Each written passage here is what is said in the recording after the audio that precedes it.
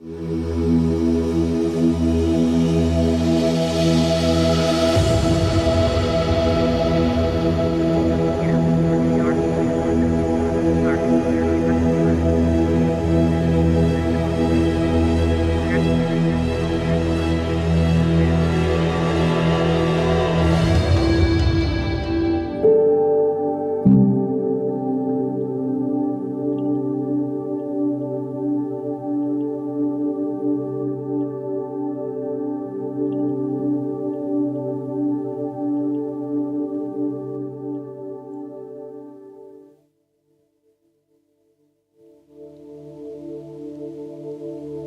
the Lord. ஆண்டவருடைய நாமத்துக்கு மகிமை உண்டாவதாக. Praise the Lord. Glory be to the name of the Lord. இந்த காலை வேளையிலேயும் கர்த்தருடைய கிருபையை சார்ந்து நாம் இன்றைக்குள்ள காலை தியானத்திலே நாம் பங்கெடுக்க கர்த்தர் கொடுத்த கிருபைக்காய் கர்த்தரை ஸ்தோத்திரிக்கிறேன். I also thank God for giving us grace to take part in this morning devotion, leaning upon the grace of God. கர்த்தர் இத்தனை நாட்கள் நமக்கு நல்லவராக இருந்தார். The Lord was good to us so many days. இன்றைக்கும் நாம் 40வது நாளுக்குள்ளே நாம் வந்திருக்கிறோம். And even today we have entered the 40th day. நான் திரும்பி பார்க்கிறேன், தேவ கிருபை எவ்வளவு பெரிதாக இருந்தது. I look back and see how great is the grace of God. ஒவ்வொரு நாளும் வேண்டிய ஆலோசனைகளை, தேவ கிருபைகளை தேவன் அளவில்லாமல் நமக்கு தந்து தேவன் ஆசீர்வதித்து வழிநடத்தி வந்த தயவு பெரியது. The grace that the Lord has rendered upon us by revealing the truth and also giving the counsel every day and showering His mercies and grace is really great. ஒவ்வொரு நாளும் ஆயிரக்கணக்கான மக்களுக்கு கர்த்தர் இந்த தியானங்களை ஆசீர்வாதமாக மாற்றி இருக்கிறார். The Lord has made this devotion a blessing to many thousands of people every day. இம்மட்டும் நடத்தினவர் இனிமேலும் நடத்த உண்மை உள்ளவராக இருக்கிறார். The Lord who led us thus far is able to and faithful to lead us henceforth. கர்த்தர் நம்மை நடத்தும்படி இந்த காலவெளியிலே தேவ சமூகத்தை நோக்கி பார்ப்போம். Let us look at the presence of the Lord this morning that He may lead us henceforth. ஹல்லேலூயா. நன்றி ஆண்டவரே, நன்றி ஆண்டவரே, நன்றி ஆண்டவரே, நன்றி ஆண்டவரே, நன்றி ஆண்டவரே. இம்மட்டும் என்னை நடத்தினீ, இம்மட்டும் என்னை தாங்கினீ, எந்தன் இயேசு நல்லவரே, அவரென்றும் போதுமானவர், எந்தன் இயேசு நல்லவரே, அவரென்றுமே போதுமானவர்.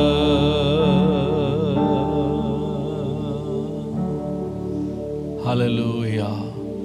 கர்த்தாவே, Lord, எங்களை இம்மட்டும் நடத்தினீர். Lord, You have led us so far. இம்மட்டும் நீர் போதுமானவராக இருந்தீர். Lord, You were sufficient for us so far. இனிமேலும் நீர் நடத்த உண்மை உள்ளவராக இருக்கிறீர். Lord, You are faithful to lead us henceforth, Lord. உம்முடைய இரக்கங்களை நினைத்து உம்மை துதிக்கிறோம். Lord, we thank You for Your mercies, Lord. இந்த காலவெளியிலே புது கிருபைகளை நாங்கள் வேண்டி நிற்கிறோம். Lord, this morning we request and plead for new mercies, Lord. இந்த காலையிலே நலமானது எங்களுக்கு போதியும். May the Lord teach us that is good to us. எங்கள் மனக்கண்களை திறந்தருளும். May the Lord open the eyes of our heart. இன்றைக்குள்ள தியானம் எங்களுக்கு ஆசீர்வாதமாய் இருக்க கிருபை தார். Give us grace that today's devotion be a blessing to us. இயேசுவின் நாமத்தில் பிதாவே. In Jesus' name we pray. Amen. Amen. Praise the Lord. Praise the Lord. கர்த்தர் நல்லவர். God is good. ஆண்டவருடைய அளவற்ற கிருபையினாலே ஒரு புதிய நாளில் நாம் பிரவேசிக்கவும், நீதிமொழிகள் புஸ்தகத்திலே 40வது தியானத்தை நாம் தியானிக்கவும் கர்த்தர் நம்மை கொண்டு வந்த அவருடைய கிருபைக்காக நான் கர்த்தரை மனப்பூர்வமாய் ஸ்தோத்திரிக்கிறேன். I wholeheartedly praise and thank God for bringing to His presence to teach us this 40th devotion from the book of Proverbs and also to reveal great truths to us. ACA Avadi சபையினுடைய YouTube channel மூலமாகவும், life TV மூலமாகவும், arc TV மூலமாகவும், சத்தியம் gospel YouTube channel மூலமாகவும் தேவன் சந்தித்து கொண்டிருக்கிற ஆத்துமாக்களுக்காக கர்த்தரை ஸ்தோத்திரிக்கிறேன். I also thank God for the souls that the Lord is meeting through ACA Avdi YouTube and Facebook channel and also through Live TV and Arc TV and through Satyam Gospel YouTube channel. உண்மையாகவே தேவன் நல்லவர். The Lord is truly தேவன் good. பெரியவர். God is great. அவர் ஆரம்பித்த நற்கிரியை கர்த்தர் இம்மட்டும் நடத்தி வந்திருக்கிறார். The Lord who has begun the good work is still working in that. 40 நாட்கள் என்று திரும்பி பார்க்கும் பொழுது ஆச்சரியமாக இருக்கிறது. When I turn back about this 40 days, it is really surprising surprising me. இம்மட்டும் நடத்தின அவருடைய கரங்கள் இனிமேலும் நம்மை நடத்துவதாக. The hands of the Lord which led us so far, let it lead us henceforth. அவருடைய வசனத்தை கேட்கிறது மாத்திரமல்ல, அதன்படி செய்யவும் கர்த்தர் நமக்கு பலன் தருவாராக. Let God give us strength that not only to hear His word but also be doers of His word. இந்த காலையிலேயும் நாம் தொடர்ந்து இந்த நீதிமொழிகள் புஸ்தகத்திலிருந்து நாம் தியானிக்கலாம். So this morning as well, let us continue our meditation from the book of Proverbs. நீதிமொழிகள் 2ஆம் அதிகாரம் 10ஆம் வசனம் முதல் 17ஆம் வசனம் வரைக்கும் நான் தொடர்ந்து வாசிக்கிறேன். Proverbs chapter 2 verses 10 to 17. அதிலே நான் குறிப்பிட்ட சில வசனங்களை மாத்திரம் நான் வாசிக்க விரும்புகிறேன். I want to highlight and read only few verses here. 10ஆம் வசனத்திலிருந்து வாசிக்கலாம். From verse 10. ஞானம் உன் இருதயத்தில் பிரவேசித்து அறிவு உன் ஆத்துமாவுக்கு இன்பமாய் இருக்கும்போது நல் யோசனை உன்னை காப்பாற்றும், புத்தி உன்னை பாதுகாக்கும். When wisdom enters your heart and knowledge is pleasant to your soul, discretion will preserve you, understanding will keep you. நாம் இப்பொழுது 16ஆம் வசனத்திலிருந்து 19ஆம் வசனம் வரைக்கும் வாசிக்கலாம். Let us now read from verse 16 to verse 19. தன் இளவயதின் நாயகனை விட்டு தன் தேவனுடைய உடன்படிக்கையை மறந்து இச்சகமான வார்த்தைகளை பேசும் அந்நிய பெண்ணாகிய பரஸ்திரீக்கும் தப்புவிக்கப்படுவாய். To deliver you from the immoral woman, from the seductress who flatters with her words, who forsakes the companion of her youth and forgets the covenant of her God. அவளுடைய வீடு மரணத்துக்கும் அவளுடைய பாதைகள் மரித்தோரிடத்திற்கும் சாய்கிறது. அவளிடத்தில் போகிறவர்களில் ஒருவரும் திரும்புவதில்லை, ஜீவ பாதைகளில் வந்து சேருகிறதும் இல்லை. For her house leads down to death and her paths to the dead.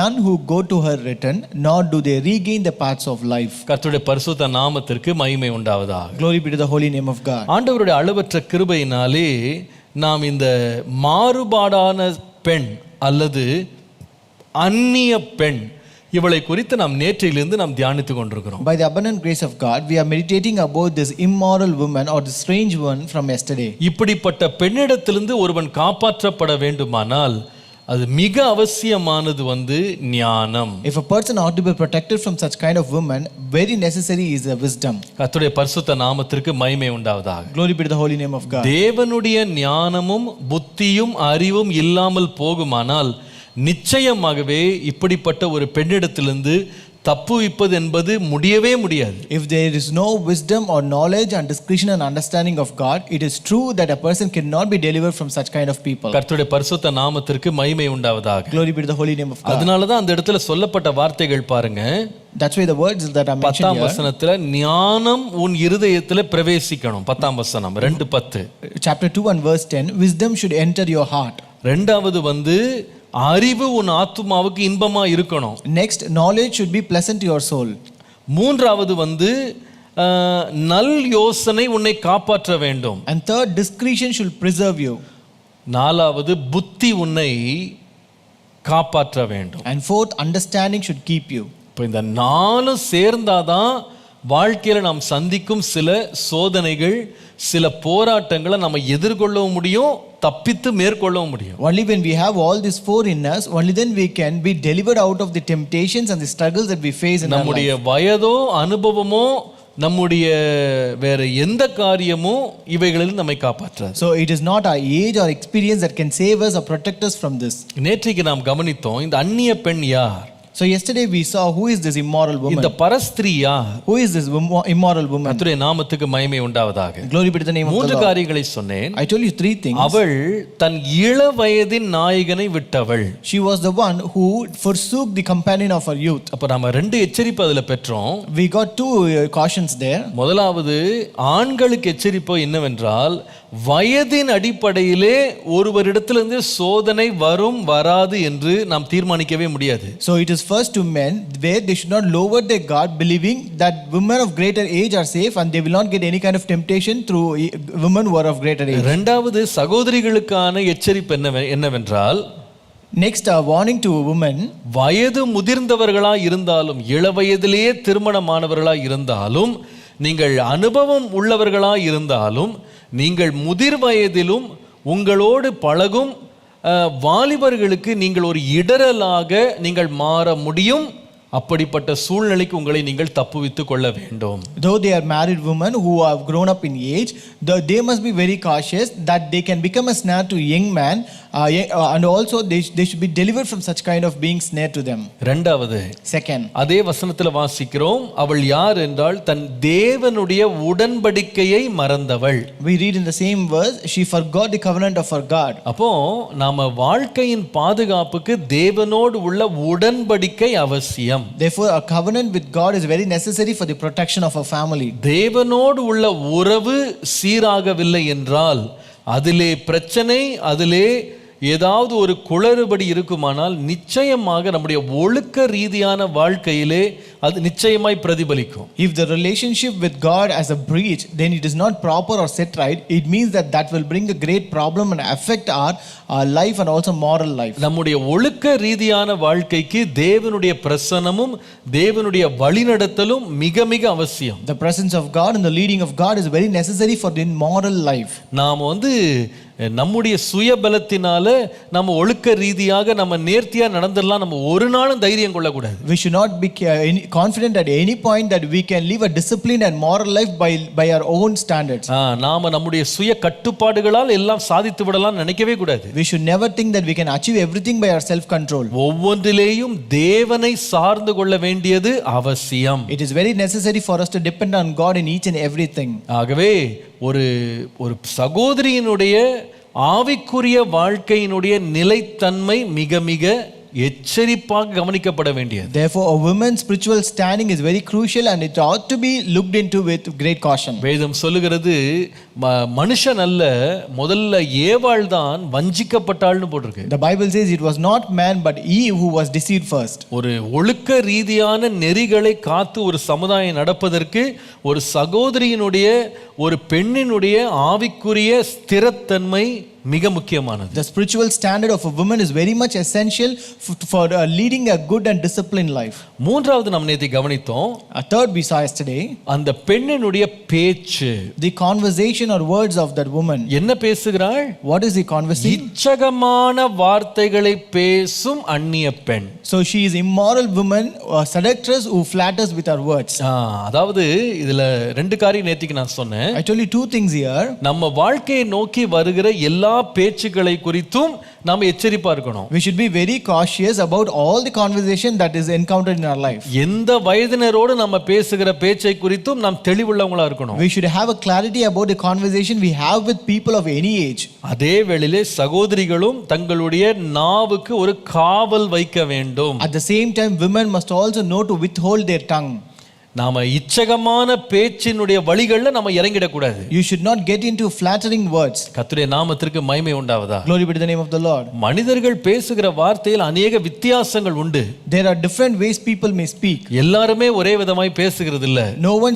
It's not that everyone speaks the same way. அதுல ஒரு வகை என்னன்னா இச்சகமான பேச்சு. One among is flattering words. இன்னொரு விதமாய் சொன்னால் தவிர்க்க முடியாத, எதிர்க்க முடியாத ஆசை காட்டும் பேச்சுன்னு சொல்லலாம். It is a kind of attracting or enticing words which you cannot offend or oppose.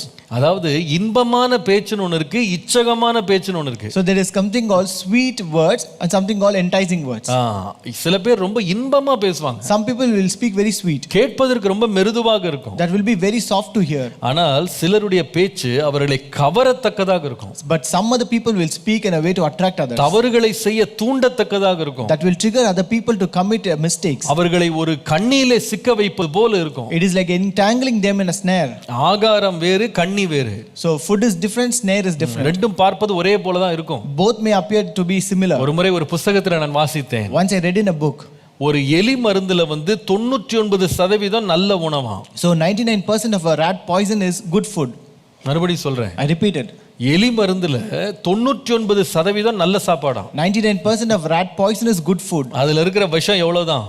You know how much is the poison? ஒரே ஒரு சதவீதம் தான். It is only 1%. அந்த 1% விஷம் அந்த முழு ஆகாரத்தை முழு விஷமாக மாற்றி கொல்லக்கூடிய திறன் உள்ளது. But 1% of that poison can turn the entire good food into a poison and can kill others. இந்த இச்சகமான பேச்சுக்கு நாம ரொம்ப எச்சரிப்பா இருக்கணும். So we should be very careful about these flattering words. கர்த்தருடைய பரிசுத்த நாமத்திற்கு மகிமை உண்டாவதாக. Glory be to the holy name of God. இந்த இச்சகமான பேச்சுல ஒரு விளக்கத்தை இந்த ஞானி வந்து 5ஆம் அதிகாரத்துல கொடுக்கிறாரு. So here the wise man gives an explanation about this flattering words in chapter 5. வாசிக்கலாம் 5ஆம் அதிகாரம் முதல் 3 வசனங்கள். Let us read chapter 5 first 3 verses. என் மகனே, என் ஞானத்தை கவனித்து என் புத்திக்கு உன் செவியை சாய், அப்பொழுது நீ விவேகத்தை பேணிக் கொள்ளுவாய்.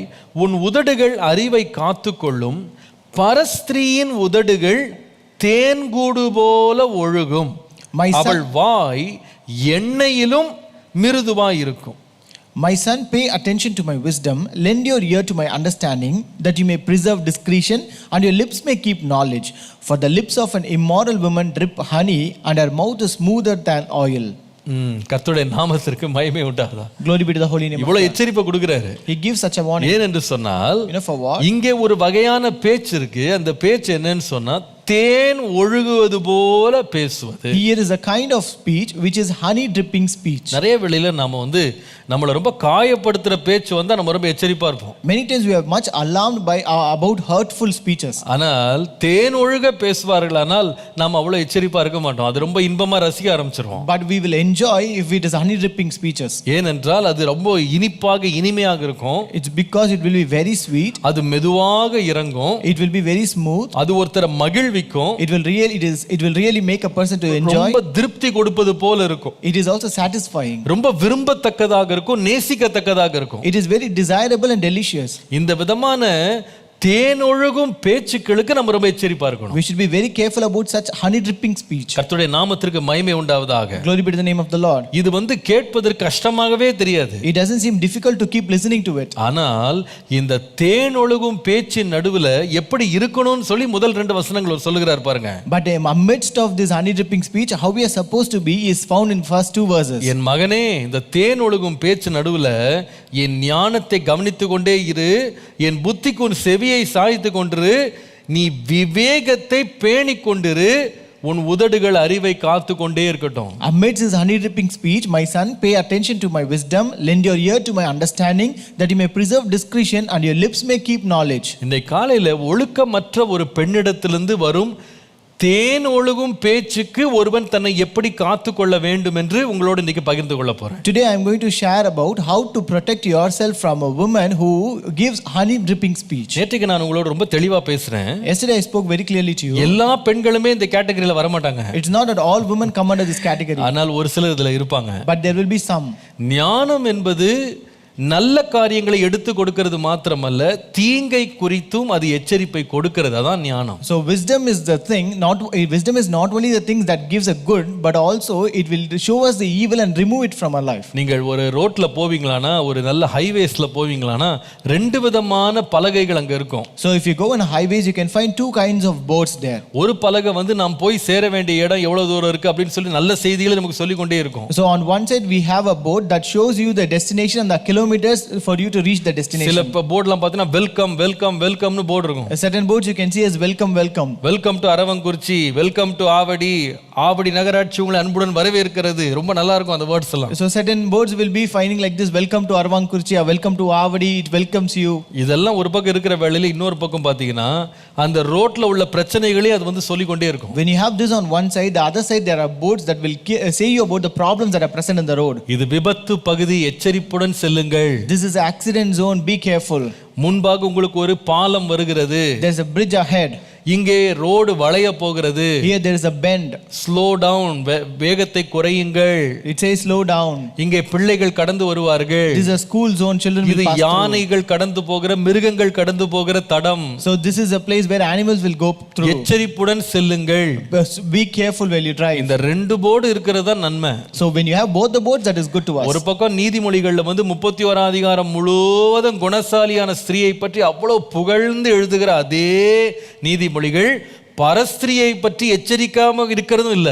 So when you have in this Proverbs, there's 31st chapter which speaks entirely about the virtuous woman. At the same time, it also gives a caution and warning about this immoral woman. இவ்விதமாக தேன் ஒழுகும் பெண்களினால் பாதிக்கப்பட்டவர்கள் அல்லது தங்கள் வாழ்க்கையை கெடுத்து போட்டவர்கள் தங்களுடைய குடும்பத்தையும் கெடுத்து போட்டவர்கள் ஏராளமான பேர் இருக்காங்க. There are many people who have spoiled their life, they spoiled their own families because of these honey dripping speeches. எத்தனையோ பேர் தங்களுடைய நன்மைகளை இழந்தவர்கள் இருக்காங்க. There are many people who lost their good in their life. அவங்களுடைய பணத்தையும் பொருளையும் எல்லாத்தையும் இழந்தவங்க இருக்காங்க. There are people who lost their money and goods in their life. சிலர் தங்களுடைய நற்பெயரை இழந்தவங்க இருக்காங்க. There are people who lost their reputation. இவைகள் மிக எச்சரிப்புடனும் ஜாக்கிரதையுடன் கவனிக்கப்பட வேண்டிய ஒரு காரியம். We should handle them very carefully.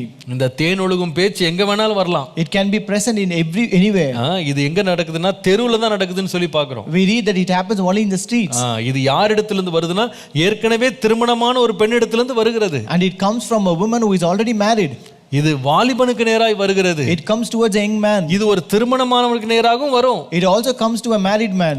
யாராக இருந்தாலும் no matter whoever it might நாம் be, எச்சரிப்புடன் இருந்து ஞானத்தை பெற்று இவைகளிலிருந்து தப்பித்து செல்ல தேவன் நம்மிடத்தில் விருப்பமுள்ளவராய் இருக்கிறார். we should be very careful and we should receive wisdom from the Lord, and God is desiring that we should be delivered of இந்த it. தேன் ஒழுகும் பேச்சை எவ்விதமாய் கையாள்வது? How to handle honey dripping speeches? இப்படி இருக்காங்களா பாஸ்டர்? இருக்காங்க, நிச்சயமா. நம்ம ஆபீசஸ்ல இருப்பாங்க, நம்ம கூட படிக்கிறவங்க இருப்பாங்க, நம்ம வழியில சந்தித்தவர்கள் இருப்பாங்க.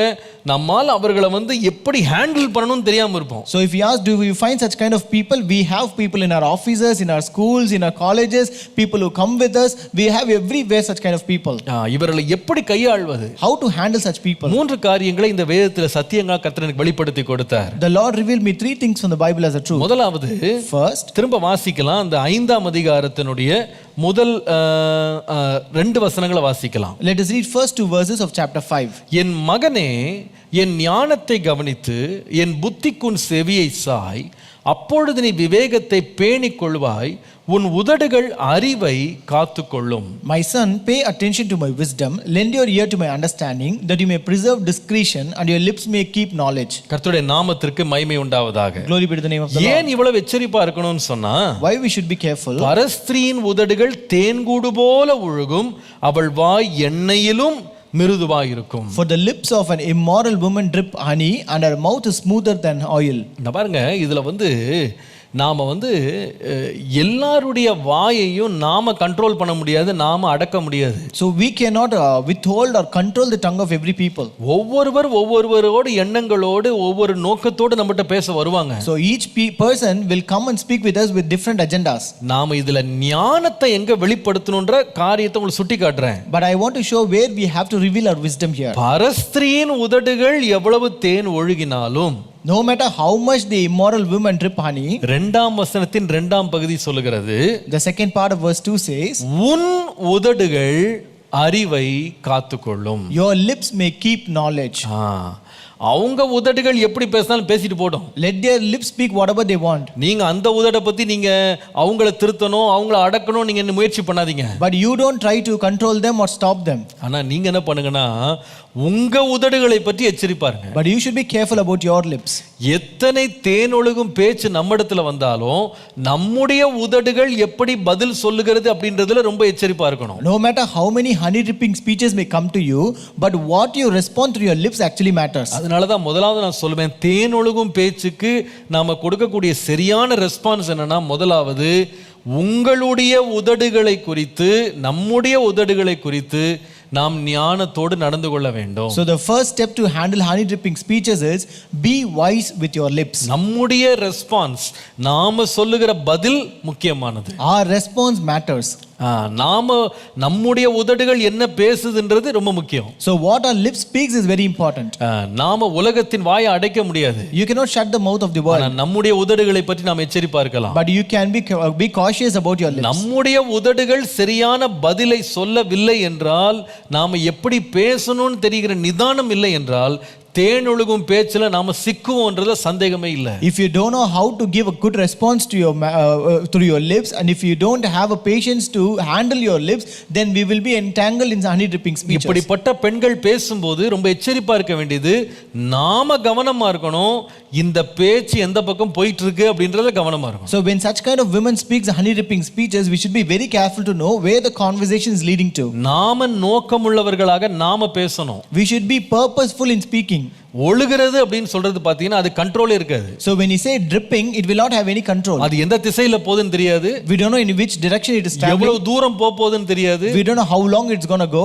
எவ்வளவு நேரம் ஒழுக போகுது தெரியாது. We don't know how long it will drip. அது அப்படியே மெதுவாக இழுத்துக்கொண்டே போகும். It will just keep on dripping. ஆனால் நாம ஒரு கண்ட்ரோலுக்குள்ள வரணும். இதற்கு நான் எப்படி பதில் சொல்ல போகிறேன்? But you should come under control as how we are supposed to respond to that. தேன் ஒழுகிற பேச்சு நம்மளை கண்ட்ரோல் பண்ணக்கூடாது. நாம அந்த பேச்சை கண்ட்ரோல் பண்ண நமக்கு தெரியணும். Don't let that honey dripping speech control you, but you should know to control that conversation. நம்முடைய ரட்சகராகிய இயேசு கிறிஸ்துவை பலமுறை பேச்சுக்கு இழுக்க எவ்வளவோ முயற்சி பல பேர் செய்தாங்க. So there are many people in many ways tried or dragged Jesus to speak in many instances. சில வேளையில் அவர் கருத்தை மாத்திரம் சுருக்கமா சொல்லிட்டு எழுந்து போனாரு. Many times the Lord told actually the subject alone and left the place. உதாரணமாக for example, ஒரு நாணயத்தை கொண்டு வந்து இந்த இதுல இது யாருக்கு கொடுக்கணும்? So when they brought a coin and asked ராயனுக்கு வரிப்பணம் கொடுக்கிறது நியாயமா? So when they brought a coin and asked him the question, should we pay taxes to Caesar? ஆண்டவர் உடனே ரொம்ப நேரம் பார்த்தாரு. இவங்க இப்படி பேசிட்டே இருக்க உடனே ஒரு நாணயத்தை கேக்குறாரு. So Jesus saw and asked for a coin after some time. என்ன இருக்குன்னு கேட்டாரு. He asked what is there in there? ராயனுடைய படம் இருக்கு. You have the picture. ராயனுக்குரியதை ராயனுக்கு கொடுங்க, தேவனுக்குரியதை தேவனுக்கு கொடுங்க. எழுந்து போயிட்டே இருந்தாரு. அவ்வளவுதான். Give to Caesar that pertains to Caesar, give to God that pertains to God, and just left the place. ரத்தன சுருக்கமாக அவர்களுடைய சூழ்ச்சியான வார்த்தைகளுக்கு ஒரு முடிவை கட்டினாரு. So he put an end to their honey dripping speeches in a crispy way. அந்த விபச்சாரத்துல கையுமையுமாய் பிடிக்கப்பட்ட பெண்ணை வந்து இழுத்து கொண்டு வரும்போது வேதம் சொல்லுகிறது இயேசு குனிந்து எழுதி கொண்டே இருந்தார்.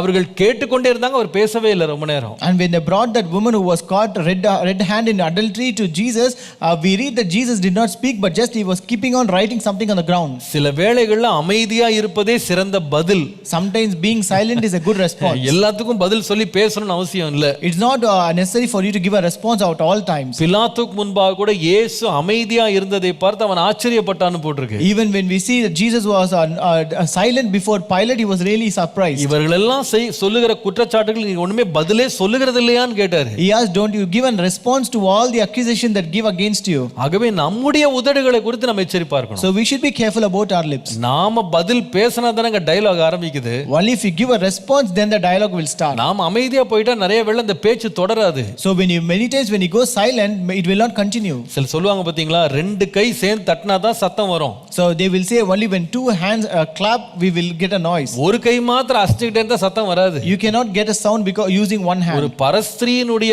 பேச்சு எவ்வளவுதான் தேன் ஒழுகிறதா இருந்தாலும் நீங்க எப்படி பதில் சொல்றீங்க அப்படின்றதுல தான் இந்த பேச்சு தொடர போதா இந்த பேச்சு நிக்க போதான்னு தீர்மானிக்கிறோம். No matter how honey dripping might be the speech of an immoral woman, but it depends it will depends on your response whether it will continue or end. அவங்க வந்து அஜெண்டா இல்லாம அவங்க போகலாம். ஆனா நாம நோக்கத்தோட தான் பேசணும். They may speak without any agenda, but we should speak with a purpose. அவங்களது ஒழுகி கொண்டே தான் இருக்கும். நாம வந்து கட்டுப்பாடோட இருக்கணும். Their speech may be dripping, but we should have a control over our speech. அதாவது ஒரு சூப்பர் மார்க்கெட்டுக்கு நீங்க கடைக்கு நீங்க ஷாப்பிங் போனீங்கன்னா ஒரு முறை ஒரு மேகசின்ல படித்தேன்.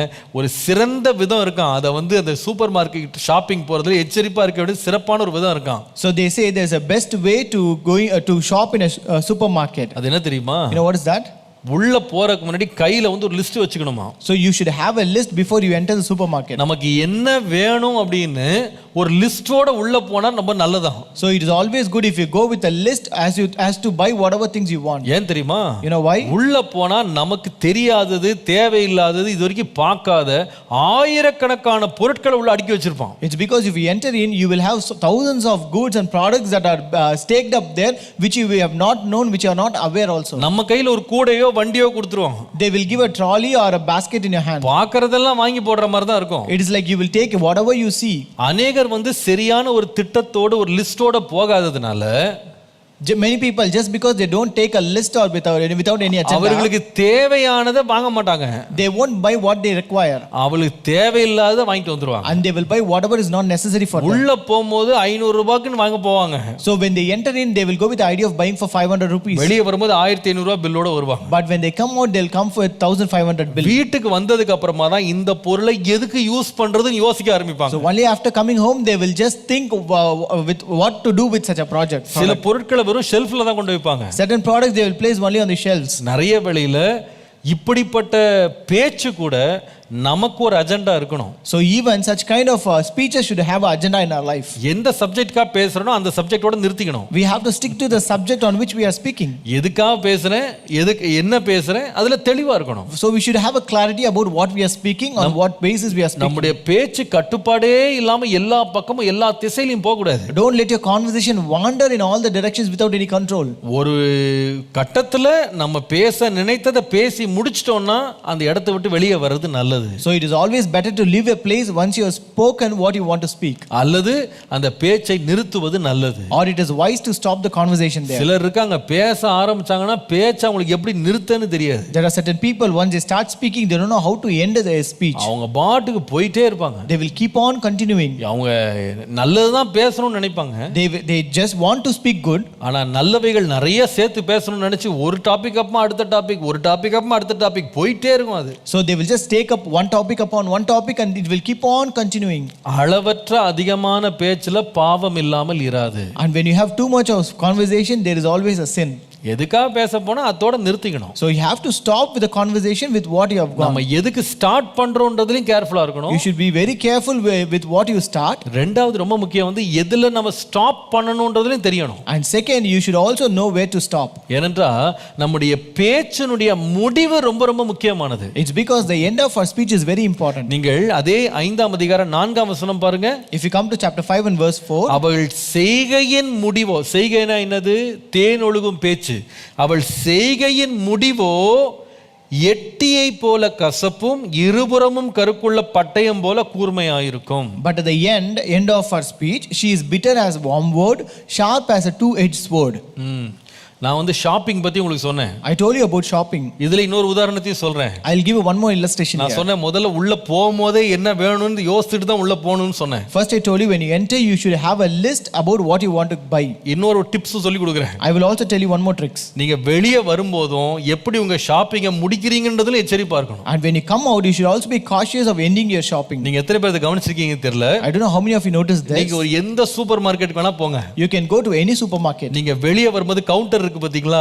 When you come out you have the cash counter. அந்த கவுண்டர்ல ரொம்ப எச்சரிப்பா இருக்கணும். You should be very careful about that cash counter. எதுக்கு தெரியுமா? You know why? இந்த கவுண்டரை சுத்தி நிறைய பொருள் வச்சிருப்பாங்க. There will be many products that are displayed around the counter. Chocolate இருக்கும். There will be chocolates.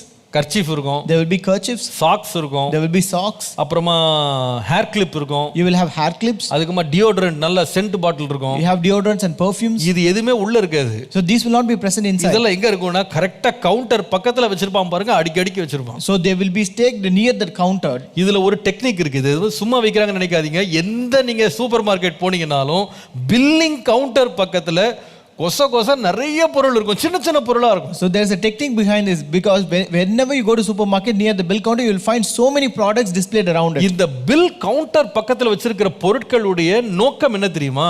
What is the purpose why have they displayed these products here? இதெல்லாம் வைக்கிறவர்கள் ஒரு யோசனையோட ஒரு திட்டத்தோட வைக்கிறாங்க. People who display it they display with a technique and a plan. ஒருத்தர் வந்து நல்ல கரெக்டா லிஸ்ட் எல்லாம் மெயின்டைன் பண்ணிட்டு கரெக்டா வேண்டிய பொருட்களை மட்டும் வாங்கிட்டு இந்த கவுண்டருக்கு வந்தாலும், even though if a person maintains a list and takes the product whichever is necessary according to list and come to the bill counter, இந்த ஷாப்பிங்கை முடிச்சிட்டேன்னு அவசரமா வெளியே வர்றாங்க பாருங்க. so when the people are about to come out saying that they have finished the shopping, உள்ள எச்சரிப்பா இருந்தவங்கள வாசல்ல பிடிக்கிறதுக்கு தான் இதெல்லாம். so this is to catch the people who are very careful inside. அங்க ஒரு லைன் இருக்கும் பாருங்க, லைனா எல்லாம் காசு கட்டிக்கிட்டு இருப்பாங்க, எல்லாம் பொருளை எடுத்து வச்சிட்டு இருப்பாங்க. So there will be a queue where people would be paying the bills and they're standing in the counter. உள்ள எச்சரிப்பா இருந்தவங்க கண்ணு வெளியே சும்மா இருக்காது. So people who were cautious inside they will not be silent here. அப்படியே பார்த்துட்டே இருப்பாங்க. They will be just looking around. 5 star தெரியும், They will see 5 star. Dairy milk தெரியும். They will see dairy milk. இதை வாங்கினா என்ன ஒன்றும் தப்பு இல்லையே. So what if we get that? That is not wrong. பெண்மணிகள் பார்ப்பாங்க, ஹேர் கிளிப் நல்லா இருக்கிற மாதிரி இருக்கு. Sisters will see we have hair clips, it looks very beautiful. அதை பார்த்து தெரிந்தெடுக்கிறதுக்குள்ள பின்னாடி ஒருத்தன் தள்ளுவான், போங்க போங்க போங்க. By the time you see and choose it, a person from back will just push you. உடனே எடுத்து போட்டு பரவாயில்ல வச்சுக்கோ, நல்லா தான் இருக்கு வச்சுக்கோ. So immediately you just put it down in your basket. It is good.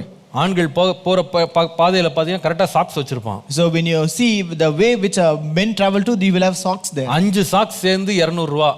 5 socks together is 200 rupees. நீங்க திறந்து பார்க்கவும் நேரம் இருக்காது, அது என்ன விலைன்னு கால்குலேட் பண்ணவும் நேரம் இருக்காது, அது தேவையான்னு பார்க்க கூட நேரம் இருக்காது. You will not have time to open it and see whether it is good or bad. You will not have time to calculate the money, but you will not have time for anything. 5 socks வந்து 300 ரூபாய், 5 kerchief 300 ரூபாய். 5 kerchiefs cost 300 rupees. நீங்க பார்த்திருக்கீங்களா இல்லையா அதை? Have you seen this or not? அங்க பக்கத்துல போகும்போது இது இருக்கும், சார் இது போட்டுக்கிறீங்களா சார், இது ஆஃபர்ல இருக்கு. When you go near, they will say it is on offer. You do want to take it. Billing பண்ற அவசரம், சரி போடு பரவாயில்ல போடு. We will be very hasty to bill it, so we will ask them to just put it down. வீட்டுக்கு வந்த பிறகு தான் தெரியும் நம்ம சாக்ஸே வருஷத்துக்கு ஒரு முறை தான் போடுறோம். So only after returning home we will realize that we will wear socks once in a year.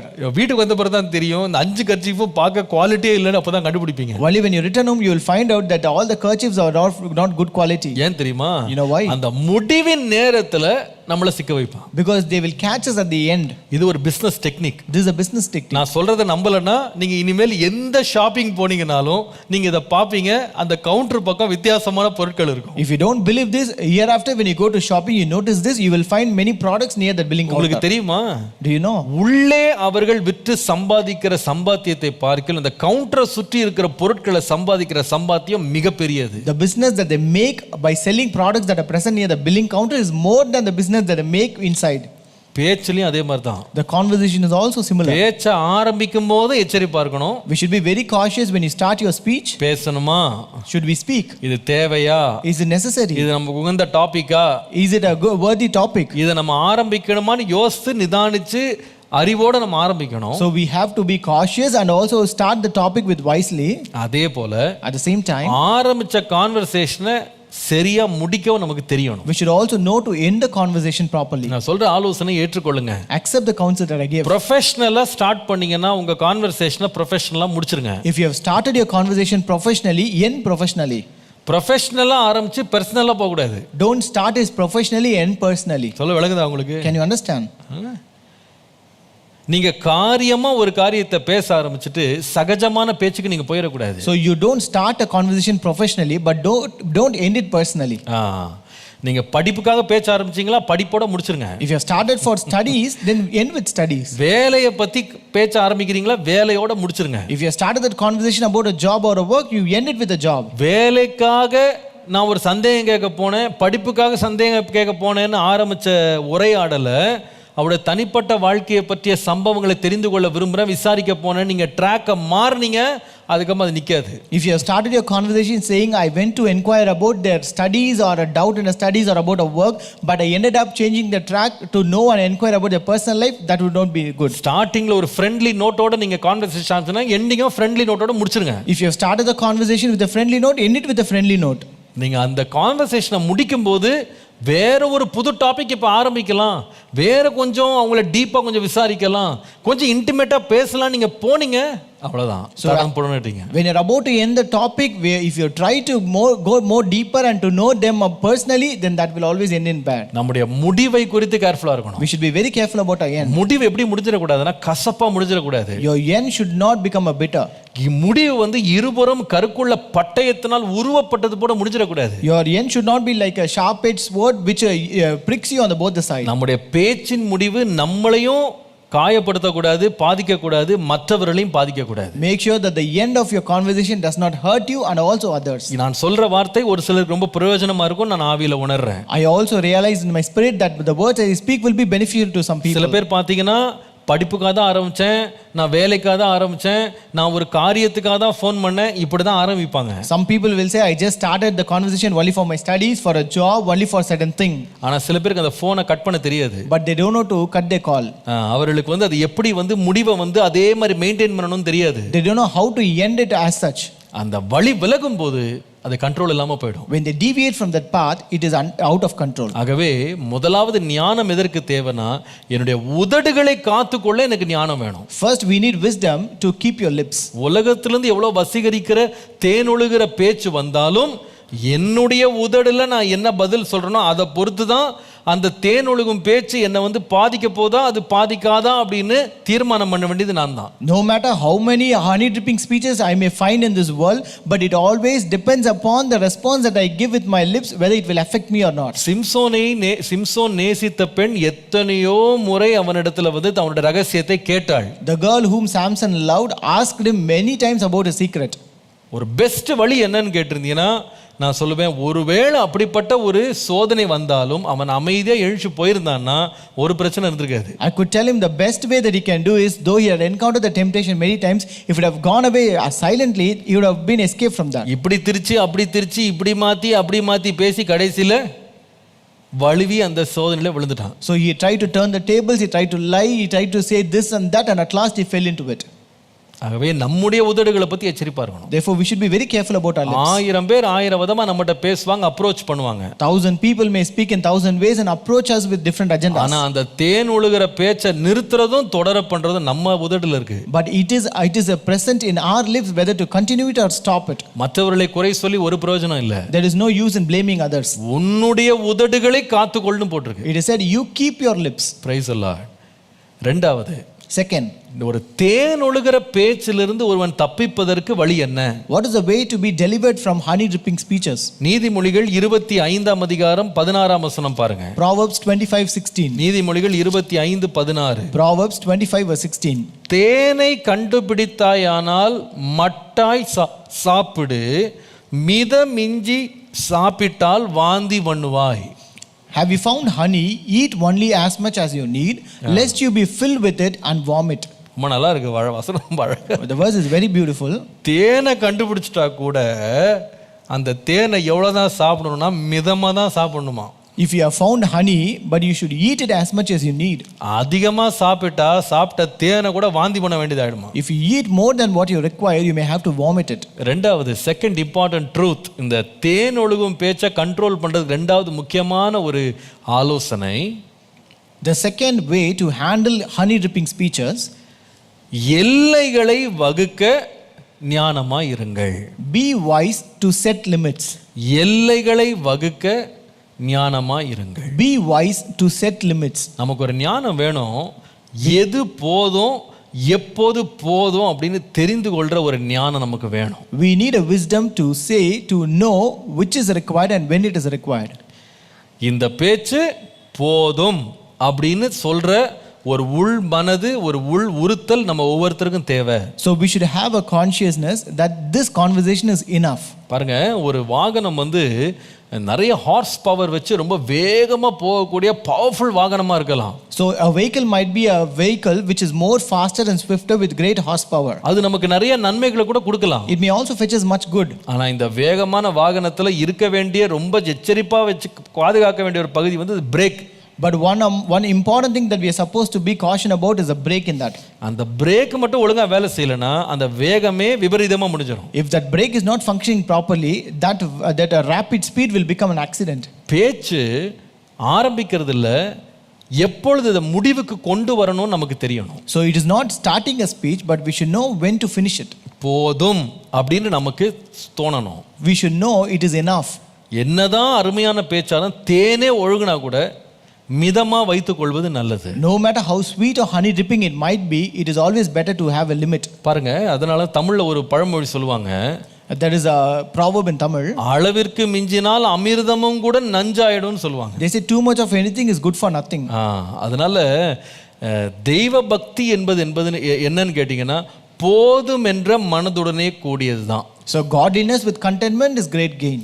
எந்த காரியத்தையும் அதனுடைய அளவீடுகளுக்கு மிஞ்சி நீங்கள் அதை விரிவாக்கவோ அதை பெரிதாக்கவோ தொடரவோ நினைத்தால் அந்த அளவீடுகளை தாண்டும் எதுவுமே ஆபத்தாக முடியும். If you try to stretch anything beyond that permissible limit, that will really get very messy. அது அருவருப்பாக மாறிடும். That can become disgusting. அது நமக்கே ஒரு பெரிய அவமானமாக மாறிடும். That also becomes a great shame to us. சொல்றாரு, தேனை கூட நீ மிதமா சாப்பிடலனா அதை நீ வாந்தி பண்ணி போடுவாய். Here the preacher says, if you don't eat honey without a limit, that you may end up vomiting. அது பிரயோஜனம் இல்லாம போய்டும். It will be of no use to you. அது அவமானமா போயிடும். That will end up as a shame. அது பார்க்கிறவர்களுக்கு அருவருப்பானதாக மாறிடும். It also become disgusting to people who see it. ரொம்ப வருஷத்துக்கு முன்னால many years ago இங்க ஒரு பிரசங்கியார் வந்திருந்தார். There was a preacher who came here.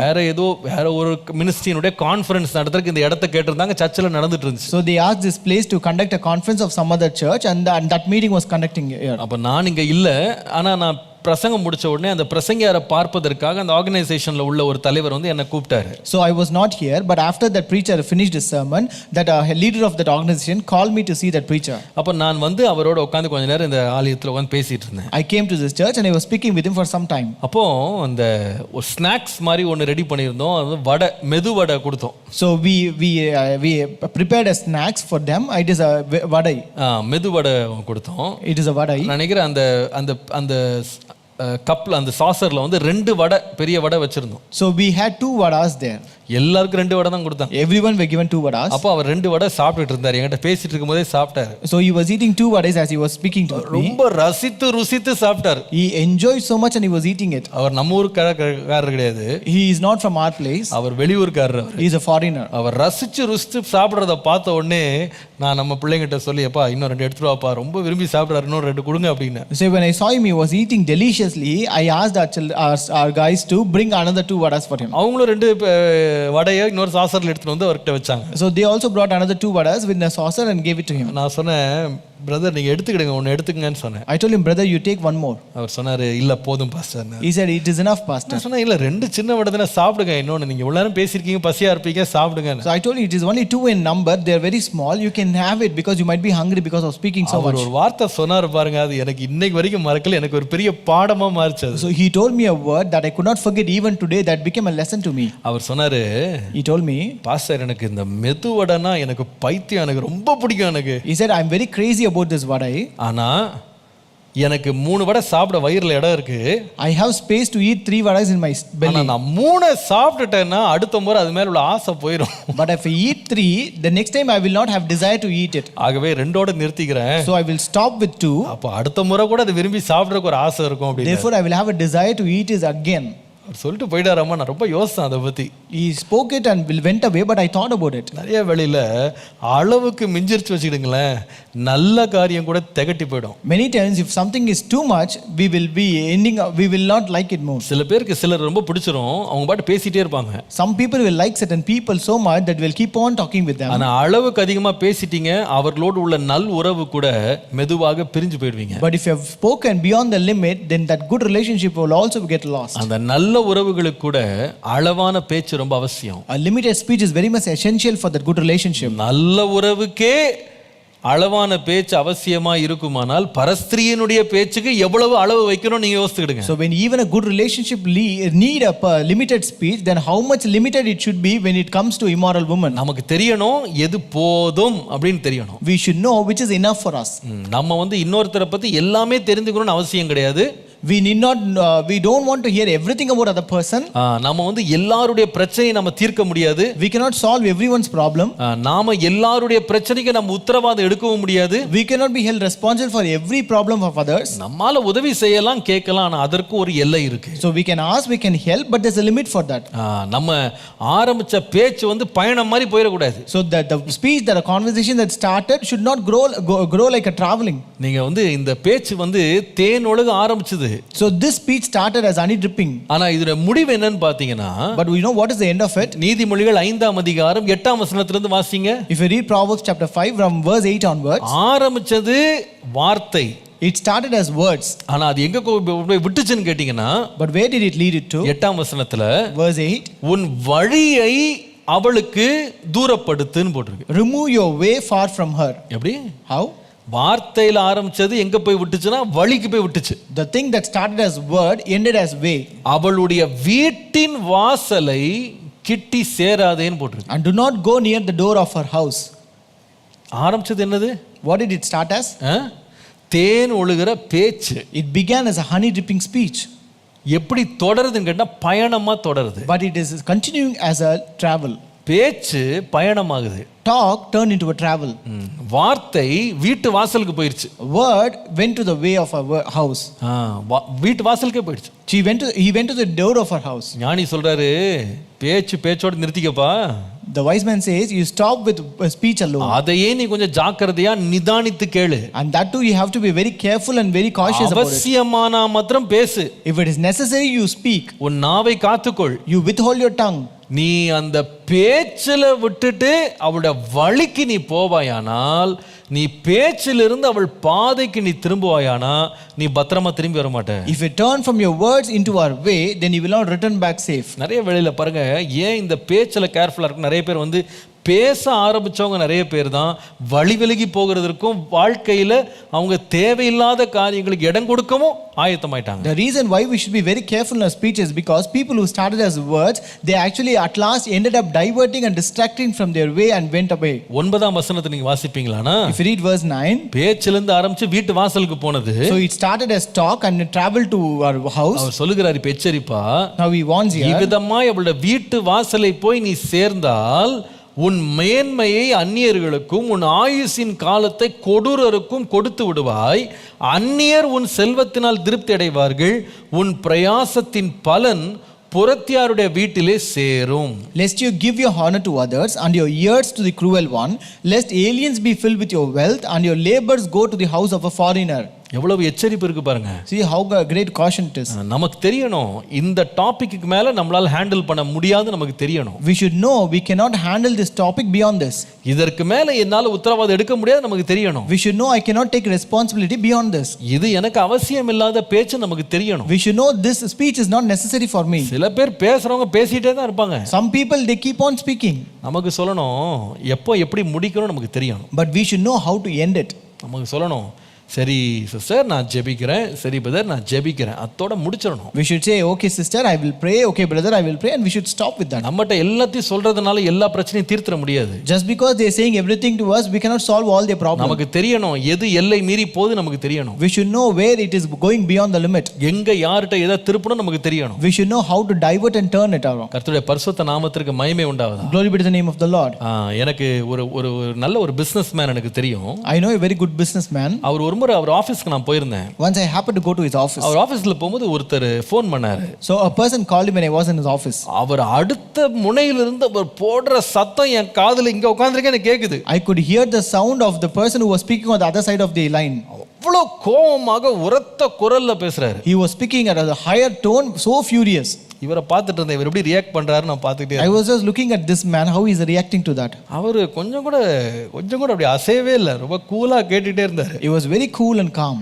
அவர் என்ன பண்ணாருன்னா, அந்த கான்வர்சேஷன் ஒரு 30 செகண்ட்ஸ் போயிருக்கும், ஒரு 30 செகண்ட் போயிருக்கும். It might be for other 30 seconds that conversation was continuing. அவர் என்ன பண்ணாருன்னா அந்த ஃபோன்ல, சார் நான் ஒரு 2 மினிட்ஸ் உங்களுக்கு திரும்ப பண்ணட்டுமா?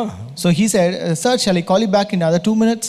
ஓகேன்னு கட் பண்ணிட்டாரு. I'm okay, and he disconnected the call. அம்மா என்கிட்ட பேசிட்டே இருக்காரு. Then he is speaking to me. நானும் பார்த்துட்டு இருக்கேன், 2 நிமிஷம் தாண்டிருச்சு, 5 நிமிஷம் தாண்டிருச்சு, இவர் திருப்பி பண்ற மாதிரியே இல்ல. So I was just noticing it is 2 minutes and 5 minutes but he never called him back. எனக்கு நல்ல நண்பர், அதனால நான் கேட்டேன். So he's a good friend of mine, so I asked him. ஏதோ அவசரமா கோவமா அப்படி பேசினாரு, நீங்க 2 நிமிஷத்துல பண்றேன்ட்டு பேசாமலே இருக்கீங்களேன்னு கேட்டேன். So I asked him, there was some person who called you so furious, so angry, but you told you will call back in another 2 minutes, but you still not called him.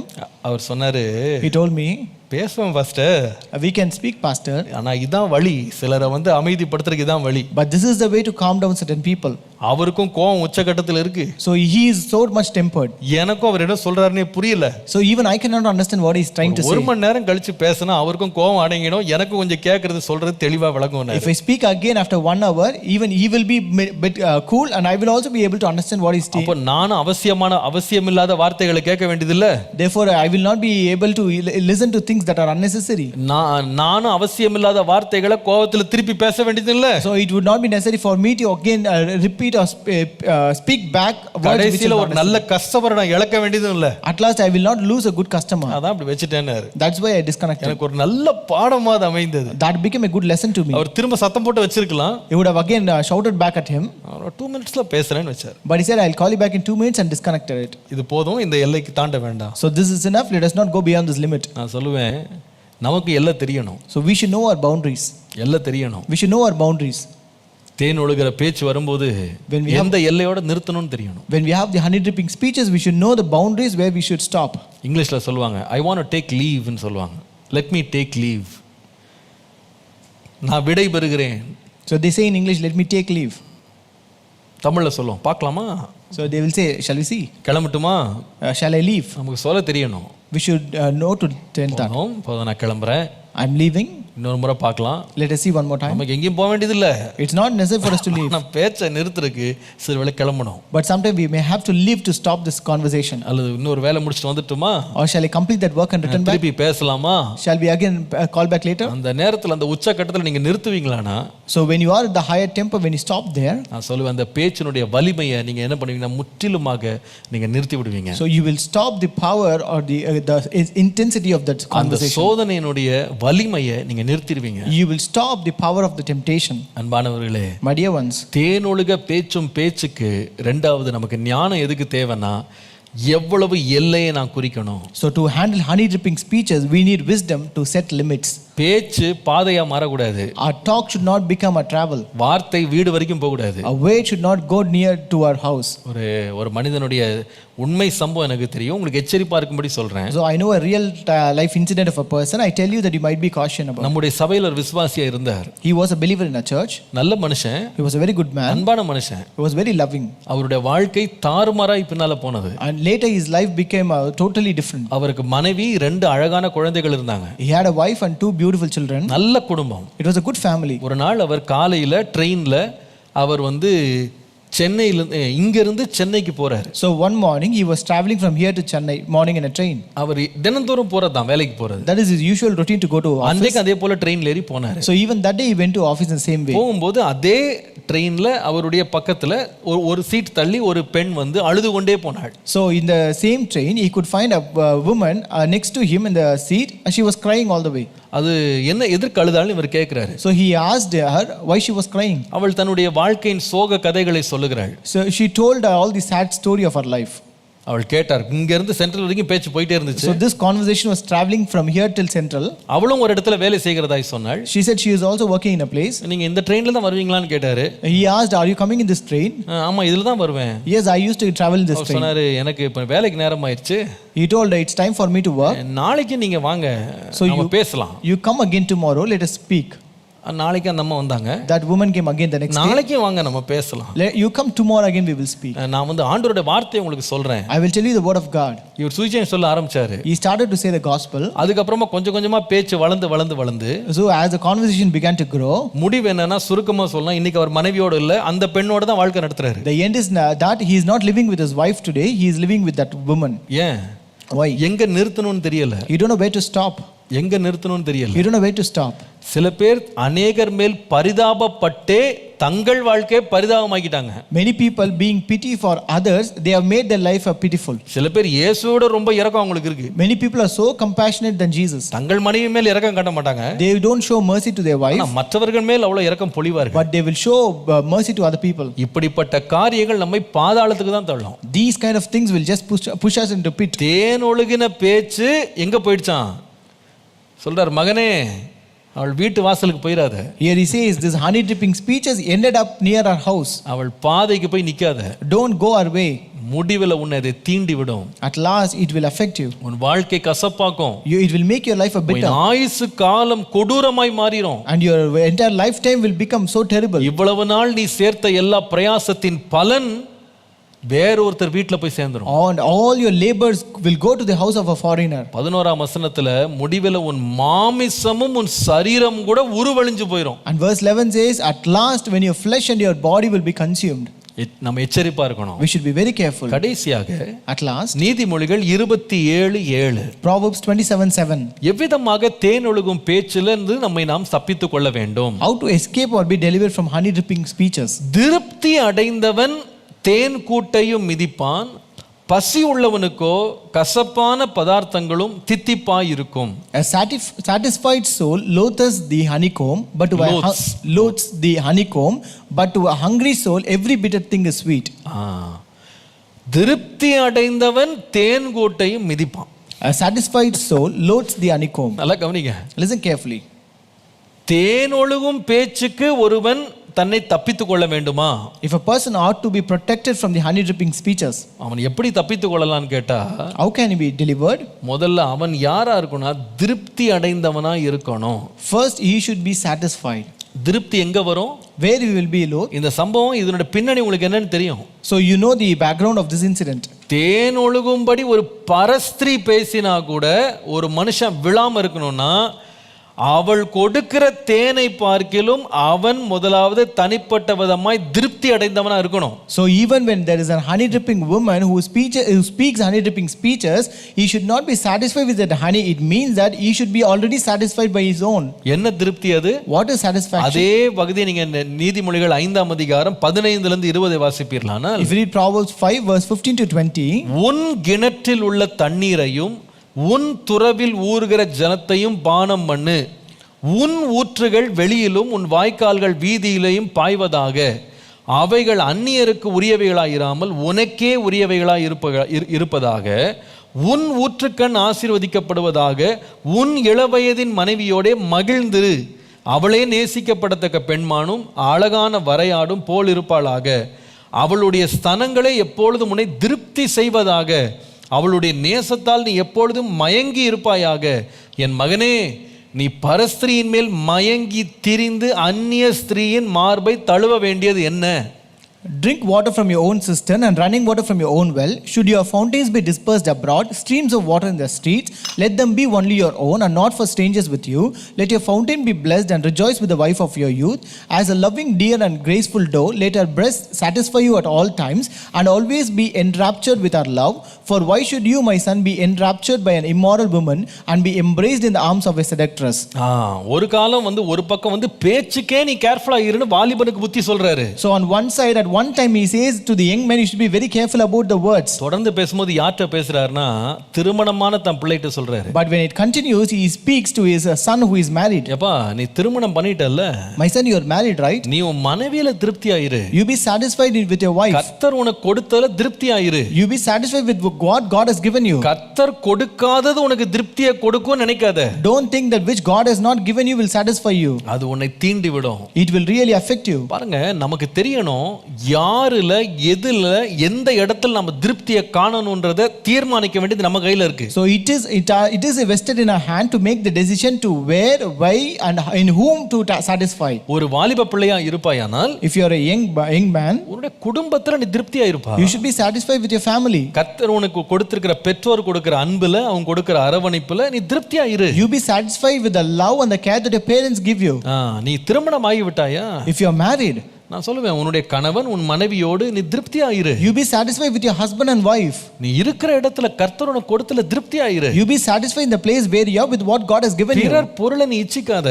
Don't lust after others' properties. நிறைய பேர் சொல்லுவாங்க, அந்த இருக்கிறத விட்டுட்டு பறக்கிறத பிடிக்கிற மாதிரி. Many people will say they will leave what they have and they go behind things. What is flying இல்ல, இல்லாததை இருக்கிறது போல நினைச்சிட்டு உட்கார்ந்திருக்கிறது. They will think what is not existing as though existing. Stop fantasizing, stop fantasizing that something you don't have and something that others have is much more better. அது நீங்க fantasise பண்ணாதீங்க. You don't fantasize at all. இருக்கிற வைகள்ல திருப்தியா இருங்க. Be satisfied with what you have. நான் வாசித்த வசனங்களை நீங்க கவனிச்சிருப்பீங்க நான் நினைக்கிறேன். I think you have noticed the verses that I read. கர்த்தர் நமக்கு என்ன கொடுத்திருக்கிறாரோ அதுல நான் திருப்தியா இருப்பேன். I will be satisfied in what God has given me. எனக்கு இன்னும் வேண்டுமானா கர்த்தர் தருவார். If I need more, the Lord will give me. எனக்கு வேண்டிய மகிழ்ச்சியை கர்த்தர் தருவார். The Lord will give me the joy that I require. எனக்கு ஏதாவது குறை இருக்கணும்னா கர்த்தர்ட்ட தான் நான் கேட்கணும். If there is something that I lack, I should ask God. இன்னொரு மனுஷனை போய் தேட கூடாது. I should not seek after other women. எவ்வளவு இனிமையான வார்த்தைகள் வரட்டும், no matter how honey dripping the speeches might be, Tene ஒழுகட்டும், no matter how honey dripping it might be, கர்த்தர் கொடுத்தது போதுங்க. whatever God has given, that is enough. தேவன் கொடுத்தது போதும். Whatever God is enough, that is enough. அந்த எல்லைக்குள்ளே நான் அனுபவிப்பேன். I will enjoy in that boundary. அந்த எல்லை தாண்டுமானால், if that boundary is crossed, அது என் வாழ்க்கைக்கு ஆபத்தாய் முடிஞ்சிரும். that becomes a danger to my life. ஆகவே தான் மூன்றாவது நான் சொல்லுவேன், third I would tell you, எப்பொழுது நமக்கு திகட்ட வேண்டும் அப்படின்றதுக்கு நமக்கு ஞானம் வேண்டும். so we should be wise to loathe. எப்பொழுது நமக்கு மிதிக்கணும் நமக்கு தெரியணும். We should know when to loathe. தேனே வந்தா கூட தேன் கூட்ட மிதிக்கிறதுக்கு நமக்கு தெரியணும். So even it is honey, we should have wisdom to loathe the honeycomb. எதை நேசிக்கணும் எதை விரும்பணும் நமக்கு தெரியணும். We should know which to like or which to love and which to hate. சிலருக்கு தெரியாதனால தான் பெரிய பிரச்சனை. Today just because many people doesn't know this, it is a problem. நான் சொன்னேன் பாருங்க, சிலர் தங்கள் சொந்த மனைவியினுடைய பேச்சை வெறுப்பாங்க, வேறொருவருடைய பேச்சுக்கு ரொம்ப ரொம்ப முக்கியத்துவம் கொடுப்பாங்க. As I told you, certain people will hate the words of their own wife but love and desire the words of other people. சில பேர் வீட்டுல பாத்தீங்கன்னா சிங்கம் மாதிரி இருப்பாங்க, வெளிய பார்த்தா எலி மாதிரி இருப்பாங்க. Some people will be like lion at home but they will be like a rat at outside. வீட்டுல அவங்க வாயை திறந்து ஒரு சிரிப்பே இருக்காது. They will never even open their mouth and smile. அவருக்கு சொந்த மனைவிட்ட ஒரு நாள் சிரிச்சிருக்க மாட்டாங்க. He would have never even smiled at his wife. ஆனா வேற அத்தனை பேர்ட்டையும் சிரிப்பை நிறுத்தவே மாட்டாங்க. but he will never stop smiling and laughing with other people. வீட்டை பார்த்த உடனே சிரிப்பெல்லாம் அடங்கிடும். அது எப்படினே தெரியாது. When he comes to home, all is smiling and laughing will வீட்டை stop. விட்ட உடனே சிரிப்பு ஆரம்பிச்சிடும். So once he leaves the house, he will start smiling. அது எப்படினே தெரியாது. I don't know how it is possible. வீட்ல இருக்கிறவங்க எல்லாரும் அவங்களுக்கு விரோதிகள் மாதிரி இருப்பாங்க. ஊரார் எல்லாருமே நண்பர்களா தெரிவாங்க. All the people in the family and the house would be like their enemies, and all of the outside people will be like friends. எச்சரிப்பா இருக்கணும். You should be very careful. தேன் எல்லா இடத்திலும் தான் கிடைக்கும். Honey is available everywhere. ஆனா ஞானி சொல்றாரு, But the wise man says, உன் சொந்த ஊற்றுன்னு ஒன்னு இருக்குப்பா. there is your own fountain. உன் சொந்த மனைவின்னு ஒருத்தி இருக்கா. You have your own wife. அவளிடத்துல மகிழ்ந்துரு. You should be happy with her. அவளிடத்துல சந்தோஷமா இரு. You should be happy with her. குடும்பத்தின் எல்லைக்குள்ள நீ திருப்தியா இரு. You should be happy within the boundaries of your family. தேனை குறித்து நீங்க வாசிக்கும் போது இது யாருக்குரியதுன்னு சொன்னா, when you read about this honey, ஒரே வசனத்தோட முடிக்கிறேன். I'll finish with one verse. உன்னத பாட்டின் புத்தகம் 4ஆம் அதிகாரம் 11ஆம் வசனத்தை பார்த்தால், Song of Solomon 4 and verse 11, என் மனைவியே உன் உதடுகளிலிருந்து தேன் ஒழுகிறது, உன் நாவின் கீழ் தேனும் பாலும் இருக்கிறது, உன் வஸ்திரங்களின் வாசனை லீபோனின் வாசையை போல இருக்கிறதுன்னு போட்டிருக்கு. it is written, your lips, O my spouse, drip as the honeycomb, honey and milk are under your tongue, and the fragrance of your garments is like the fragrance of Lebanon. அப்போ இந்த தேன் எங்க இருக்கு முதல்ல? So where is this honey? தேன் வீட்ல தான் இருக்கு. Honey is present at home. தேன் வந்து மணவாளி. So honey is your spouse. தேன் வந்து மனைவி. It is your wife. ஆனா இவர் இந்த தேனை விட்டு பரஸ்திரியின் தேனை தேடுறாரு. But he is seeking after immoral women's honey. அப்பா கர்த்தர் உனக்கு ஒரு எல்லையை வச்சிருக்காருப்பா. The Lord has set your boundary for you. அது ஒரு மகிழ்ச்சியான ஒரு குடும்பம் அது. That is a joyful family. அது ஒரு அருமையான இடம். That is a very good place. அது உனக்கு பாதுகாப்பான இடம். That is a protective place. கர்த்தர் உன்னை மகிழ்விக்கிற ஒரு இடம். That is a place where God will make you rejoice. தேவனை திருப்தியாக்க வேண்டிய ஒரு இடம். It is a place where God will make you satisfied. நீ இத பார்க்காம எங்கேயா சுத்தாதப்பா. You don't leave this and go behind something else. லோத்து பார்த்தான், தூரத்துல இருந்து பார்க்கும்போது அந்த சோதம் கொமோரா வந்து யோர்தான் நதியை போல ஏதேன் தோட்டம் போல இருந்துச்சாம். So when the Lord saw from a far distance, it appeared that the Sodom and Gomorrah was like a garden of Eden and Jordan river. இருக்கிற இடம் அப்படி தெரியல. So he did not know the place where he was. இருக்கிற இடம் வனாந்தரம் மாதிரி தெரிஞ்சது, தூரத்துல இருக்கிற இடம் ஏதேன் தோட்டம் மாதிரி இருந்துச்சு. The place where he dwelt was like wilderness, but the far place was like Eden garden. இவர் ஏதேன் தோட்டம்னு ஓடினார் உள்ள. So he thought it was a garden of Eden and went in. உள்ள போய் பார்த்தாதான் தெரிஞ்சது அவ்வளவு அருவருப்புகள் நிறைந்ததா இருந்தது. But only when he entered, he found out that it was full of disgusting things. நிறைய பேர் வந்து தங்கள்ட்ட இருக்கிற மேன்மையை உணராத போது வெளியே போனாதான் தெரியும் அதுல இருக்கிற பிரச்சனை என்னன்னு. So many people when they don't realize the value that they are with, what is with them, only when they go out they will understand it. வெளியில இருக்கிற அழகும் வசீகரம் என்ன சொல்லணும், அப்பா உனக்கு கிடைச்சது ஒண்ணுமே இல்ல, அங்க இருக்கு பாரு என்ன இன்பம். The attraction and enticement that is outside will say, see whatever it is not for you, but see what you have at home. அங்க போய் பட்ட பிறகுதான் தெரியும். Only when you go and affected then you will அடடா கர்த்தர் நம்ம கொடுத்ததை விட்டோமே. See we have lost which God has given me. எப்படிப்பட்ட இடத்தை விட்டு எங்க வந்து மாட்டி இருக்கோம். See I have left such a good place but I have been caught in such a bad place. நான் வந்து அங்க வந்து எனக்கு வேதனை நினைச்சேன், இங்க மரணமே நிக்குது. So I thought that's a great trouble there, but here I have death. ஆண்டவருடைய கிருபை நம்மை தாங்குவதாக. Let the grace of God uphold us. ஞானம் நமக்கு ஆண்டவர் தருவாராக. Let the Lord give us wisdom. கர்த்தர் நமக்கு கொடுக்கிற பாதுகாப்பின் எல்லைகளுக்குள்ளே நம்மை வைத்துக்கொள்ள தேவன் நம்மை ஜாக்கிரதையாய் வைத்துக் கொள்வாராக. Let the Lord keep us be very cautious that we may stay within the boundaries. ஆண்டவரே என் கண்களை காத்துக்கொள்ளும். Lord keep my eyes, Lord. என்னுடைய செவிகளை காத்துக்கொள்ளும். Lord keep my ears, Lord. என் உதடுகளுக்கு காவல் வையும். Lord keep a guard to my lips. என்னுடைய கால்களுக்கு காவல் வையும். Lord keep a guard to my feet. என் எல்லைகளை குறிக்க கிருபை தாரும். Give me grace to bank by boundaries. தேனொழுகும் பேச்சிலிருந்து எவ்விதமாய் விடுதலை பெறுவது. How to be delivered out of honey dripping speeches. முதலாவது உதட்டை குறித்து எச்சரிப்பாருங்க. First be wise with your lips. மற்றவங்க பேசுற பேச்சை நிறுத்த முடியாது. We cannot stop the speaking of others. என்னுடைய உதடிலிருந்து வர்ற உத்தரவுகளை குறித்து நான் எச்சரிப்பாய் இருப்பேன். But I will be very cautious about my responses. தேனொழுகும் பேச்சிலிருந்து எவ்விதமாய் விடுதலை பெறுவது. How to be delivered out of honey dripping speeches. இரண்டாவது சொன்னேன் எல்லைகளை வகுப்பதில் எச்சரிப்பாய் இருங்கள். Second I told you be cautious and wise to set limits. எல்லைகளை தாண்டுவோமானால் நிச்சயமாகவே ஆபத்தில் சிக்குவோம். If we cross that boundaries then we will be caught in danger. மூன்றாவது, Third, எப்பொழுது காரியங்களை அருவருக்கணும் வெறுக்கணும் நமக்கு தெரியணும். we should be wise to loathe things.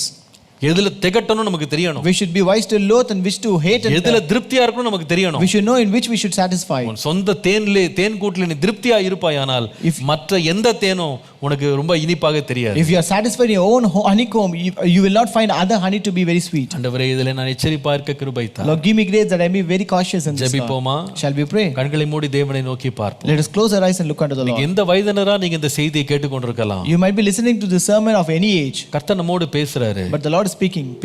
பிசாசானவன் நம்ம கசப்பான காடியை கொடுத்து நம்மளை சோதிக்க மாட்டான். The devil will not give us a bitter thing and try to tempt us. அவன் தேன் ஒழுக பேசிதான் நம்மை வஞ்சிப்பான். He will always deceive by honey dripping speeches. ஏவாள் இடத்துல வந்து இந்த கனியை சாப்பிட்டால் நீங்கள் செத்து விடுவீர்கள் என்று சொல்லல. He never said to Eve that if you eat this fruit you will die. இந்த கனியை சாப்பிட்டீங்கன்னா கண்கள் திறந்து நீங்க தேவர்களை போல மாறிடுவீங்கன்னு சொன்னான். Rather he said if you eat this fruit your eyes will be opened and you will be like gods. பாவத்தினால் நிறைந்த தேவனால் விலக்கப்பட்ட கனி வந்து பார்ப்பதற்கு அகோரமாக அவலமாக தெரியல. The fruit that was forbidden was not so awkward to look. அது பார்ப்பதற்கு ரொம்ப இன்பமாக தான் இருந்தது. It was pleasant to eyes. ஆகவே இனிப்பா இருக்கிற எல்லாமே பாதுகாப்பானதுன்னு அர்த்தம் கிடையாது. It's not that all things that are sweet are protective. இன்பமாக தெரிகிற எல்லாத்துடைய முடிவும் பாதுகாப்பானது கிடையாது. It's not that all the things that the end of all sweeter things are good. இந்த உலகம் பாவத்தினால் நிறைந்திருக்கிறது. The world is full of sin. ஒரு பக்கம் பக்தியுள்ள பிள்ளைகள் பக்தியுள்ள பெண்கள் சுற்றி வருகிற அதே இடத்துல பரஸ்திரீகளும் சுற்றி வர்றாங்க. On one side when we have godly women roaming around, on the other side we have immoral women. ஒரு பக்கம் குணசாலியான ஸ்திரீகள் வசிக்கிற அதே உலகத்துல தான் குணம் இல்லாத தங்கள் வாழ்க்கையை குலைத்து போட்ட பெண்களும் சுற்றி வர்றாங்க. In the same world where virtuous women live, we also find immoral women who have lost their character. என் மகனே நீ எச்சரிப்பாயிரு. My son, you be careful. என் மகனே நீ எச்சரிப்பாய். My son, pay attention. கர்த்தர் நம்மோடு இடைப்படுவாராக. May the Lord minister with us. நம்முடைய வாழ்க்கை குறித்தும் about our life மற்றவருடைய வாழ்க்கை குறித்தும் and about others' life. எச்சரிப்பை பெற்று வாழ கர்த்தர் கிருபை தருவார். Let God give us grace that we may receive the பரிசுத்த caution. பிதாவே எங்களோடு பேசினதற்காய் நன்றி. Our holy God, thank you for speaking to us. எங்களுக்கு கொடுத்த எச்சரிப்பின் வார்த்தைகளுக்காய் நன்றி. Lord, thank you for words of caution, Lord. எப்பொழுது எங்கள் பேச்சை நாங்கள் துவக்க வேண்டும் எப்படி முடிக்க வேண்டும் என்பதில் எச்சரிப்பாய் இருக்க கிருபை தார். Lord, give us grace that how to start and when to end our speech, Lord. எங்கள் உறவுகளுக்கும் எங்கள் உரையாடல்களுக்கும் ஒரு கட்டுப்பாடை வைக்க கிருபை தார். Lord, give us grace that we may have a control over our relationships and our conversations. எங்களுக்கு கொடுத்தவைகளில் ஒரு திருப்தியை நாங்கள் வைத்துக் கொள்ள கிருபை தார். Lord, give us grace that we may have a satisfaction on the things that you have given us. எல்லைகளை தாண்டி எங்கள் வாழ்க்கையை சீரழித்து விடாமல் இருக்க எச்சரிப்பை தார். Lord, give us the caution that we will not cross our boundaries and spoil our life. ஞானம் தந்து ஆசீர்வதி. Give us wisdom and bless us. இயேசுவின் நாமத்தில் பிதாவே. In Jesus' name we pray. Amen. Amen. Praise the Lord. Praise the Lord. கர்த்தர் உங்களை எல்லாரையும் ஆசீர்வதிப்பார். May God bless you all. 180 நாட்கள்ல வேதத்தை வாசித்து முடிக்கிற முயற்சியில் ஈடுபட்டிருக்கிறோம். We are all taking part in this challenge of completing the Bible in 180 days. இன்றைக்கு கர்த்தருக்கு சித்தமானால் நாம் வாசிக்க வேண்டிய வேத பகுதி மார்க் எழுதின சுவிசேஷம் 9ஆம் அதிகாரம் முதல் 16ஆம் அதிகாரம் வரைக்கும். Today the scripture portion is from the Gospel according to Mark chapter 9 to 16. ரொம்ப சிறிய ஒரு போர்ஷன் தான். It is a very small portion. எல்லாரும் உற்சாகம் எடுத்து படிங்க. So all take interest and read it. இந்த 8 அதிகாரங்களை இன்னைக்கு வாசித்து முடிச்சிரணும் ஒரு தீர்மானம் பண்ணுங்க. So make a decision that should complete these 8 chapters today. எல்லாரும் உற்சாகம் எடுங்க. சபை முழுவதும் உற்சாகம் எடுங்க. So the entire church should be encouraged to read this. 180 நாட்கள்ல கர்த்தருடைய கிருபையினாலே நாம் வேதத்தை வாசித்து முடிச்சிரணும். And we should complete the reading the Bible in 180 days. 40 நாளை கடந்துட்டோம். We have crossed 40 days. இன்னும் 140 நாள் தான். We just have 140 days. அதனால கர்த்தர் அதையும் தாண்டி வர கிருபை தருவார். God will give us grace to even cross that. Amen. Amen. கர்த்தர் உங்களை ஆசீர்வதிப்பார். கர்த்தர் உங்களோடு இருப்பார். May God bless you and may God be with you. Praise the Lord.